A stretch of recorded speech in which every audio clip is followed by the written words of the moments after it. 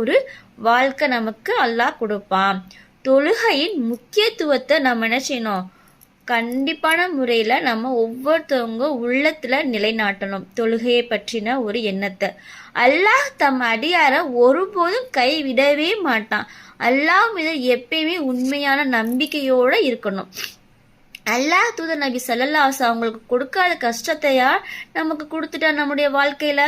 கஷ்டத்தை நினைச்சு ஒருபோதும் நம்ம என்ன செய்யக்கூடாது, கவலையே படக்கூடாது. எல்லாம் அல்லாஹ் நமக்கு கொடுக்குற ஒரு சோதனை, அதுல இருந்து தீர்வும் அல்லாட்ட தான் இருக்கு. அப்ப தொழுகையின் மூலம் நம்ம அல்லாட்ட என்ன செய்யணும், முறையிட்டுக்கணும். தொழுகை என்பது நமக்கும் அல்லாவுக்கும் உள்ள ஒரு சிறப்பான ஒரு பேச்சுவார்த்தை. சுபஹானல்லாஹ் சுபஹானக்கல்லாஹும்ம வபிஹம்திக அஷ்ஹது அல்லா இலாஹ இல்லா அன்த வஸ்தக்ஃபிருக வஅத்தூபு இலைக். சுபஹான ரப்பிக ரப்பில் இஸ்ஸத்தி அம்மா யசிஃபூன் வஸ்ஸலாமுன் அலல் முர்ஸலீன் வல்ஹம்துலில்லாஹி ரப்பில் ஆலமீன். அல்லாஹும்ம ஸல்லி அலா முஹம்மத். மீண்டும் சந்திப்போம். அஸ்ஸலாமு அலைக்கும்